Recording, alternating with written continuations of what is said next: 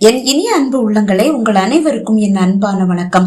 என்னை சூறையாட வந்த சூரனே நாவல் பகுதி 8. வாங்க தொடர்ந்து கதையை கேட்கலாம். சேனாபதி பசுபதி கூறியது போன்று அரண்மனை போன்ற உமாபதியின் வீட்டை சுற்றிதான் உமாபதியின் 3 அத்தைகளின் பிரம்மாண்டமான வீடுகளும் இருக்கிறது.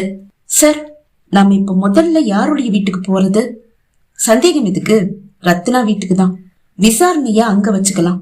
நான் ரத்னா அம்மா கிட்ட பேசிட்டு இருக்கும் போது நீ போய் மாணிக்கா வைராவையும் அவங்க அம்மாக்களையும் கூட்டிட்டு வந்துடு. ஓகே சார் என்றவன் முதலில் ரத்னா வீட்டிற்கு வந்து அழைப்பு மணியை அழுத்த அழுது கலங்கிய விழிகளோடு கதவை திறந்த ரத்தினா அம்மா பெருமாளையும் பிறைசூடனையும் கண்டு வியந்தபடியே, பெருமாள், இவர் யாரு என்று கேட்டார். கமலாக்கா, இவர்தான் ரத்னா கொலையை கண்டுபிடிக்க வந்திருக்க சிபிஐ ஆபீசர். அப்படியா?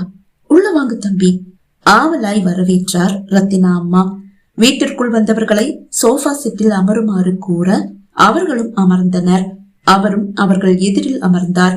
தம்பி, நீங்களாவது என்னுடைய பொண்ணு கொலைக்கு காரணமான அந்த குற்றவாளியை கண்டுபிடிச்சு எங்க முன்னாடி நிறுத்துவீங்களா? எதிர்பார்ப்போடு கேட்டார். கண்டிப்பாமா, குற்றவாளியை கண்டுபிடிச்சு உங்க முன்னாடி நிப்பாட்டிட்டு தான் நான் இந்த ஊரை விட்டே போவேன். நான் உங்ககிட்ட சில விஷயங்களை கேட்டு தெரிஞ்சுக்கணும். கேளுங்க தம்பி.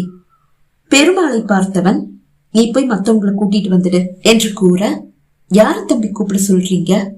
உங்க சகோதரிங்க 2 பேர் இருக்காங்களே, அவங்களையும் அவங்க பிள்ளைகளையும் கூட்டிட்டு வர சொன்னேன். கல்யாணியும் வைராவும் ஊர்ல இல்ல. வைரா அப்பா திவசம் திதி கொடுக்கறதுக்காக 2 பேரும் ராமேஸ்வரம் போயிருக்காங்க. கார்ல தான் போயிருக்காங்க.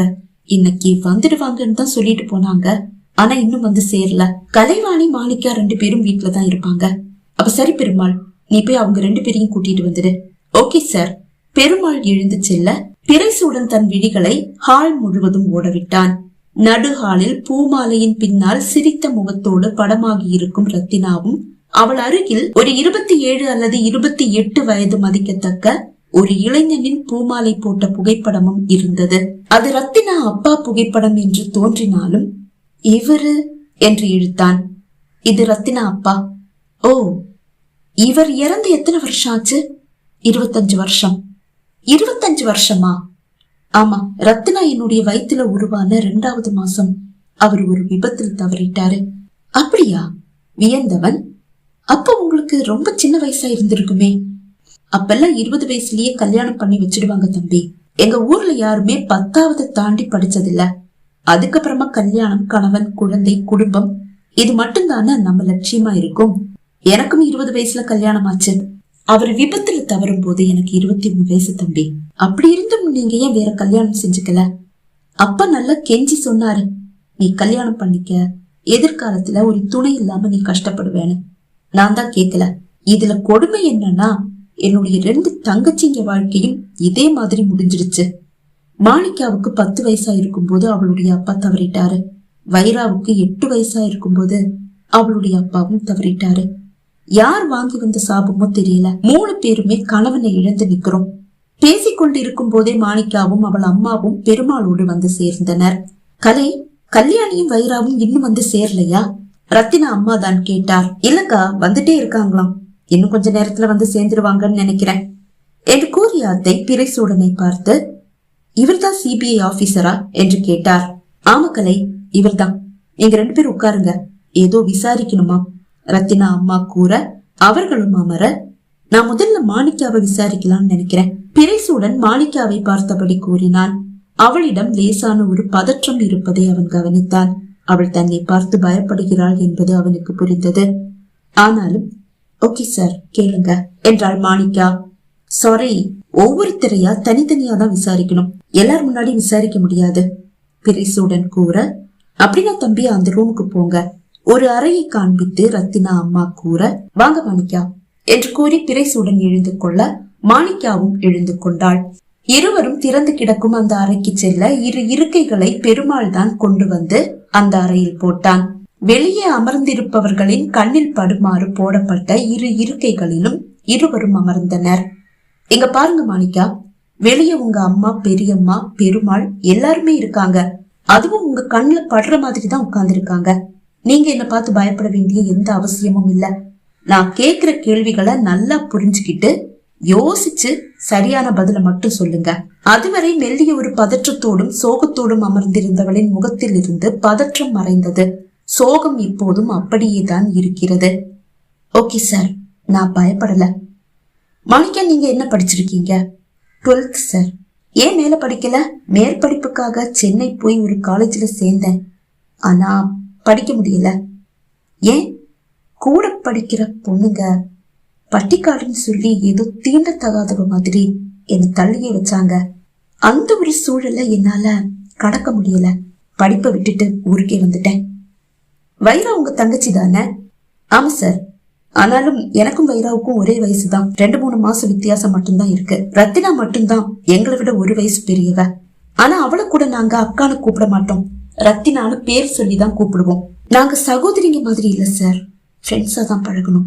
அவள் குரல் தழுத்தழுக்க உடைந்து போனவள் அழுதாள். Okay, cool down sir. அவளை கொலை செஞ்ச அந்த கொலைகாரனை கண்டுபிடிச்சு எங்க கிட்ட ஒப்படைச்சிடுங்க சார். அவனை கண்டன் துண்டமா வெட்டி காட்டு விலங்குகளுக்கு இரையாக்கிடுறோம். அவளை எப்படி சார் கொல்ல மனசு வந்தது? எங்களை விட பெரியவதான், ஆனா அவ குழந்தை மாதிரி சார். என்னை விட வைரா தான் அந்த குற்றவாளி மேல வெறியா இருக்கா. அந்த கொலைகாரன் மட்டும் எங்க கையில சிக்கணும், அவ்வளவுதான். அவனை கொன்னுட்டு நாங்க 2 பேரும் சந்தோஷமா ஜெயிலுக்கு போவோம் சார். ஓகே, ஒரு சின்ன சந்தேகம் கேளுங்க சார். அதையும் வைராவுக்கு குற்றவாளி மேல உங்களை விட வெறி அதிகம். ரத்தினாவை நான் தோழியாதான் பார்த்தேன், ஆனா அவ குழந்தையா பார்த்தா சார். ரத்தினா பட்ட படிப்பு முடிச்சிருக்கலாம், டீச்சரா பிள்ளைங்களுக்கு பாடம் நடத்தி இருக்கலாம். ஆனா மனசளவுல அவ பாசத்துக்கு எப்பவுமே என்கிற ஒரு குழந்தையாதான் இருந்தா. ஏன் அவளுடைய அம்மா அவளை நேசிக்கலையா? நேசிச்சாங்க, ஆனா அந்த பாசம் அவளுக்கு பத்தல. எல்லாரும் அவளை நேசிக்கணும்னு ஆசைப்படுற ஒரு குழந்தை குணம் சார் அவளுக்கு. வைராவை பார்த்துட்டா போதும் ஓடி போய் அவள் மடியில படுத்துப்பா சார். வைரா மேல அவளுக்கு ஒரு தனி பாசம் இருந்தது. வைராவுக்கும் அப்படிதான். அப்படின்னா ரத்தினா உங்களை விட வைராவை தான் விரும்புறாங்க அப்படின்னு சொல்லலாம். உங்களுக்கு தெரியாத ஏதாவது ரகசியம் ரத்தினா வைரா இடையில இருக்கிற மாதிரி உங்களுக்கு ஏதாவது தோணி இருக்கா? அப்படி தோணுனதில்ல. ஆனா என்கிட்ட சொல்ல தயங்குற நிறைய விஷயங்களை கூட ரத்தினா தயங்காம வைரா கிட்ட சொல்லுவா. அப்படி ஏதாவது ரகசியம்? ரகசியம் எல்லாம் கிடையாது, என்கிட்ட சொல்ல தயங்குவா, அவ்வளவுதான். ஆனா நான் இருக்கும் போதேதான் அத அவ வைரா கிட்ட சொல்லுவா. அப்படி ஏதாவது? இருக்கு சார். ரத்தினாவுக்கு எங்க அத்தா உமாபதிய ரொம்ப பிடிக்கும், ஆனா அத்தானுக்கு வைராவை தான் பிடிச்சிருந்ததாம். இந்த விஷயம் எங்க யாருக்கும் தெரியாது. ரத்தினாவுக்கு எப்படி தெரிஞ்சதுன்னு தெரியல. அவதான் உமாபதி அத்தானுக்கு வைராவை பிடிக்கும்ன்ற விஷயத்த வைரா கிட்ட சொன்னா. அப்ப நானும் அங்கதான் இருந்தேன். எனக்கு அத்தா வேணும்டி அப்படின்னு உரிமையா வைரா கிட்ட கேட்டா. அதுக்கு வைரா என்ன சொன்னா? அதனால என்ன, உன்னுடைய அத்தான நீயே எடுத்துக்க அப்படின்னு சொன்னா. ஆனா அவருக்கு உன்னதானடி பிடிச்சிருக்கு, அப்புறம் எப்படி? ரத்தினா அப்பாவியா கேட்கும் போது இனிமே அவருக்கு என்ன பிடிக்காதுன்னு சொன்னா. எப்படின்னு ரத்தினாவும் நானும் கேட்டோம். பொறுத்திருந்து பாருங்க அப்படின்னு சொல்லிட்டு போனா. சத்தியமா நாங்க யாருமே எதிர்பார்க்கல. எங்க எல்லாருமே நடுங்க வச்சுட்டா சார். அப்படி என்ன செஞ்சா? சாராய கடைக்கு போய் சாராயத்தை வாங்கி குடிக்கிறான்னு ஒருத்தர் வந்து சொல்லும் போது அது நடிப்புன்னு எனக்கும் ரத்னாவுக்கும் புரிஞ்சது. ஆனா இந்த அளவு கேவலமான ஒரு செயலை செய்யற மாதிரி ஏன் நடிக்கணும் அவ? எங்களால ஜீரணிக்கவே முடியல. நீங்க கேட்கலையா? கேட்டோம். உன்னுடைய உமாபதி மட்டும் இல்ல, இனி இந்த உலகத்தில் இருக்கிற எவனும் என்ன விரும்ப கூடாது, அதுக்குதான் இந்த கேவலமான நாடகம் அப்படின்னு சொல்லும் போது அவ மனசுல ஒரு வலி ஒழிச்சு கிடக்கிறத எங்களால உணர முடிஞ்சது. என்னடி என்ன ஆச்சுன்னு கேட்டோம். நான் ஒருத்தரை காதலிக்கிறேன், உயிரா காதலிக்கிறேன். அவர் இல்லாம எனக்கு ஒரு வாழ்க்கையே கிடையாது, ஆனா எனக்கு அவரு வேண்டாம் அப்படின்னு சொன்னா.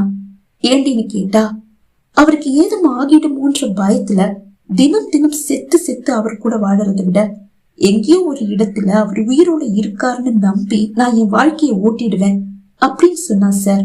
எங்களுக்கு எதுவும் புரியல. அத பத்தி கேட்டதுக்கு அவ வேற எதையும் சொல்லவே இல்ல சார். இது எதையும் என் அம்மா கிட்டயோ சித்தி கிட்டயோ பெரியம்மா கிட்டயோ நீங்க சொல்லிட வேண்டாம். அவ குடிப்பா, ரொம்ப தப்பான பொண்ணு அப்படியெல்லாம் நீங்க கேள்விப்பட்டிருப்பீங்க. அதே ஒரு கண்ணோட நீங்க அவளை விசாரிக்க கூடாது இல்லையா? அப்படி நீங்க விசாரிச்சா எல்லாமே உங்க கண்ணுக்கு தப்பா தானே தெரியும். அதனாலதான் ரத்னாவுக்கும் எனக்கும் மட்டும் தெரிஞ்ச அந்த உண்மைய நான் உங்ககிட்ட சொன்னேன். இத வேற யார்கிட்டயும் சொல்லிட வேண்டாம் சார். அவன் பேசவில்லை. சிறிது நேரம் அமைதி நிலவியது. சரி, அவங்களுக்கு இடையில வேற ஏதாவது ரகசியம்? இல்ல சார், எனக்கு தெரியாத வேற எந்த ரகசியமும் அவங்களுக்கு இடையில இருக்கும்னு எனக்கு நம்பிக்கை இல்ல சார். இன்னும் சிறிது நேரம் அவளிடம் விசாரணை நடந்தது. விசாரணை முடிந்ததும் வெளியே போயிட்டு உங்க அம்மா இல்ல பெரியம்மா யாராவது ஒருத்தரை அனுப்பி வைங்க என்று கூறி அவளை வெளியே அனுப்பி வைத்தான். அவள் வெளியே வந்ததும் ரத்தினாவின் அம்மா தான் உள்ளே வந்தார். அவரை தொடர்ந்து மாணிக்கா அம்மாவை விசாரித்தான். விசாரணை முடிந்து அவர் எழுந்து வெளியே செல்ல அவரோடு வெளியே வந்தவன், நான் ரத்தினா ரூம பாக்கணும் என்றான். ரத்தினா அறையை திறந்து விட்ட ரத்தினா அம்மாவிடம், இங்க எத்தனை வேலைக்காரங்க இருக்காங்க என்று கேட்டான். 4 பேர் இருக்காங்க தம்பி. அப்படின்னா அதுல யாராவது ஒருத்தரை இந்த ரூமுக்கு அனுப்புங்க. அவங்க கிட்ட இந்த ரூம்ல விசாரணை முடிச்சிடுறேன். நான் இந்த வீடு ஃபுல்லா சுத்தி பார்க்கணும். வீட்டுக்குள்ளேயே எனக்கு ஏதாவது எவிடன்ஸ் கிடைக்க வாய்ப்பு இருக்கு. அதாவது உங்களுக்கு தெரியாத ரத்னாவுடைய எதிரிங்க யாராவது இருக்காங்களான்னு. இந்த வீட்டுல இருந்து கூட எனக்கு ஏதாவது தடயம் கிடைக்கலாம். அதாவது உங்களுக்கு தெரியாத ரத்னாவோட எதிரிங்க யாராவது இருந்தா அதை பத்தின ஏதாவது ஒரு தடயம் எனக்கு இந்த வீட்டுல இருந்து கூட கிடைக்கலாம். சரி தம்பி, அப்படின்னா நான் சமையல்கார அம்மாவை முதல்ல அனுப்பி வைக்கிறேன். சரி, நீங்க அனுப்பி வைங்க என்று கூறியவன் அந்த அறைக்குள் சென்றான். பகுதி 8 நிறைவடைந்தது. பகுதி 9 உங்களை சந்திக்கும் வரை விடை பெறுகிறேன். நன்றி, வணக்கம்.